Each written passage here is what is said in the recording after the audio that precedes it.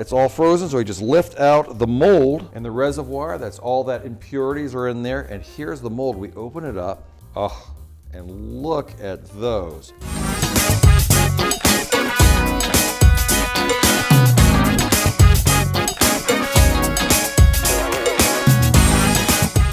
Hey bartender, you're watching AdvancedMixology.com with Brian Van Flandern. Today we're going to learn how to make clear ice. Why? Because clear ice cocktails generally are spirit forward, meaning it's all alcohol. And a master distiller takes a lot of time to make a really high quality distillate. It's oily, it's creamy, it's flavorful, and if we're using cloudy ice, we're adding impurities and microbubbles that are not necessary. So today we're going to discuss two different ways of making clear ice. One way is to buy a pre-made mold. You can buy them in cubes, spheres, or today I thought we'd make diamonds. It comes with a vertical thermal exterior. The interior fits the mold, but it actually has a reservoir to catch the extra water in the bottom, which is going to have all those impurities and bubbles in it. We fit that inside, and then we take our mold, which in this case is a diamond shape, two different diamonds, fit them together nice and snug, and slide that in there. Once I have that, I'm going to use hot water, and hot water is key, and we fill it up. Once it's filled, we're gonna set that in the freezer for about 24 hours, and it's gonna vertically freeze from top to bottom because ice is less dense as it freezes. And as it freezes, all those impurities and microbubbles will be pushed down into the unfrozen water, but the top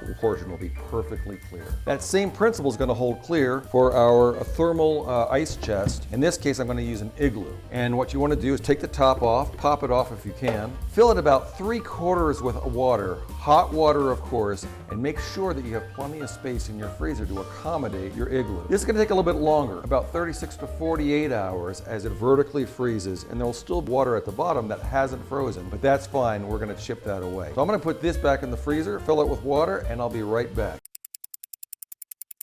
And we're back. So now that we're almost 48 hours later, we want to check out our diamonds and see how those came out. Again, it's all frozen, so we just lift out the mold and the reservoir. That's all that impurities are in there. And here's the mold. We open it up. Oh, and look at those. How stunning those diamond ice cubes came out. And you can see it's perfectly clear top to bottom. If you want, you can even rub a little bit of water on them, and that's okay. A little bit of water just to gloss them up, but it's really not necessary. Sometimes around the edges of the mold, there'll be a little hairline crack, and we can take a little bit of water and rub it along there just to fill it in. Otherwise, that looks absolutely stunning in a cocktail. So now we want to check on our large chunk of ice. This has only been freezing for about 36 hours, so I went ahead and took the liberty of draining off the excess water, and I put on some rubber gloves because I don't want it to slip. Now look at that. That is gorgeous. There's a nice, beautiful chunk of ice. It's very versatile, and you can use that throughout the course. Now the question is, what do you do with it? How do you put that in a cocktail glass? And the answer is there's a couple different ways. One, we can use an ice pick. You can just chip it off in loose, large chunks and throw it in a glass. It looks very rustic, very authentic.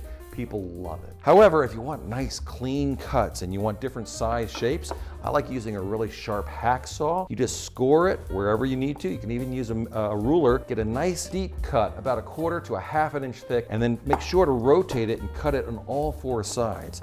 Once it's there, take a rubber mallet, maybe a sharp knife or a sharp edge, and just lightly tap it until it breaks free. With that method, you can make long cubes, you can make 2 by 2 by 2 inch cubes. You can even take a large cube and take a paring knife and chip it down to a sphere. It looks so stunning in the glass. You'll get lots of compliments. It really drives sales, and it's just fun. So I hope you learned something about vertical freezing today. And if you like this video, please click like and subscribe, and check us out on AdvancedMixology.com and MyMixologist.com. So until our next cocktail together with clear ice, I say bottoms up.